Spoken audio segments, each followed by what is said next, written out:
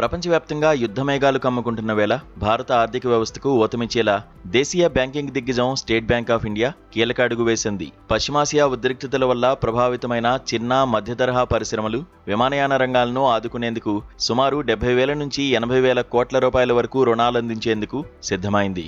కేంద్ర ప్రభుత్వం తాజాగా ఆమోదించిన emergency credit line guarantee scheme 5.0 కింద ఎస్బీఐ ఈ నిర్ణయం తీసుకుంది. ఇరాన్ సంక్షోభం, పశ్చిమాసియాలో యుద్ధ వాతావరణం వల్ల వ్యాపారాలు దెబ్బతినకుండా ఉండేందుకు ఈ అదనపు రుణ సదుపాయం కల్పిస్తున్నారు.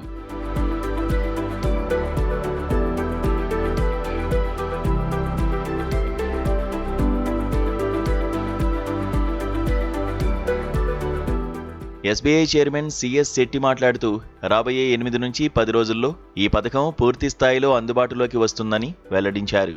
తీవ్ర ఆర్థిక ఇబ్బందుల్లో ఉన్న ఏవియేషన్ రంగానికి ఈ పథకం ఒక సంజీవనిలా మారనుంది.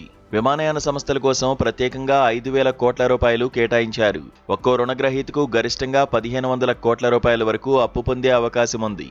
ఈ రుణకాల పరిమితి 7 ఏళ్లు కాగా మొదటి 2 ఏళ్ల పాటు వాయిదాలు చెల్లించాల్సిన అవసరం లేదు.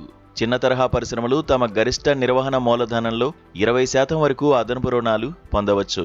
ఎస్బీఐ రీసెర్చ్ నివేదిక ప్రకారం సుమారు 1.1 కోట్ల ఎంఎస్ఎంఈ ఖాతాలు ఈ పథకం ద్వారా ప్రయోజనం పొందనున్నాయి. ఒక్కో ఖాతాకు సగటున 2 లక్షల రూపాయల నుంచి 2.3 లక్షల రూపాయల వరకు అదనపు నిధులు అందనున్నాయి. దీనివల్ల కంపెనీలు ఉద్యోగాలను కాపాడుకోవడమే కాకుండా సరఫరా గొలుసు దెబ్బతినకుండా ఉత్పత్తిని కొనసాగించగలవు.